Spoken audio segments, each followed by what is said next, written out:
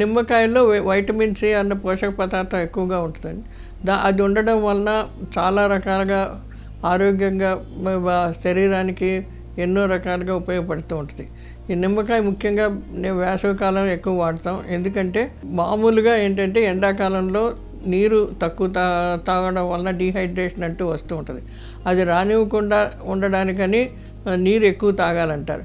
దాంతోపాటు vitamin C కూడా చాలా ఎక్కువగా ఉంటే డీహైడ్రేషన్ రాదు. అదే రకంగా కొన్ని ముఖ్యమైన వ్యాధులు అంటే ఇప్పుడు గుండె జబ్బులు కానీ, క్యాన్సర్ కానీ, ఇటువంటి తర్వాత పంటి చిగుళ్ళలో రక్తం రావడం కానీ దాన్ని స్కర్వీ అంటారు. అది వైటమిన్ సి డెఫిషియన్సీ ఎక్కువగా ఉంటే స్కర్వీ లాంటిది వస్తూ ఉంటాం. ఇలాంటివి రానివ్వకుండా ఉండడానికి ఈ నిమ్మకాయలో ఉన్న వైటమిన్ సి తోడ్పడుతూ ఉంటుంది.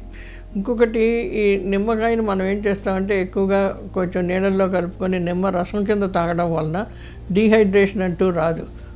ఈ వేసవికాలంలో చాలా ఎక్కువగా ఇటు చర్మ ద్వారం కానీ లేకపోతే మూత్ర ద్వారం కానీ నీరు ఎక్కువ పోవడం వలన చాలా మటుకు డీహైడ్రేషన్ వచ్చే సూచనలు ఎక్కువగా ఉంటాయి. కాబట్టి వాటిని తోడ్పడి వాటిని కాపాడుకోవడానికి మనం నిమ్మకాయలు ఎక్కువగా నిమ్మరసం ఎక్కువగా తాగడం వలన ఉపయోగపడతాయి. ఎవరికైనా సరే ఒక ఓరల్ రీహైడ్రేషన్ మిక్స్చర్లను ఇస్తారు.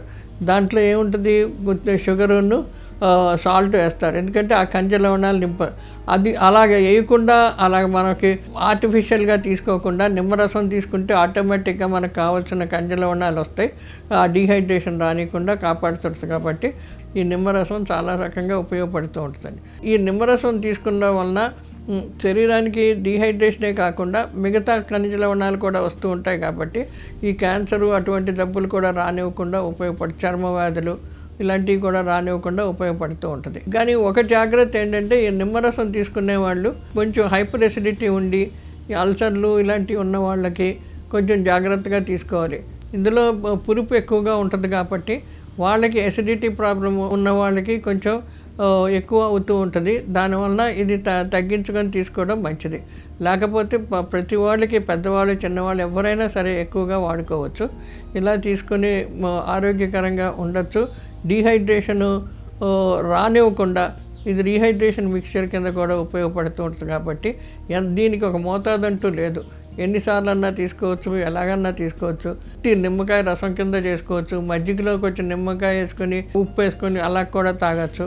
ఎలా ఏళ్ళకి తాగినా కూడా శరీరానికి ఉపయోగపడుతూ ఉంటుందండి.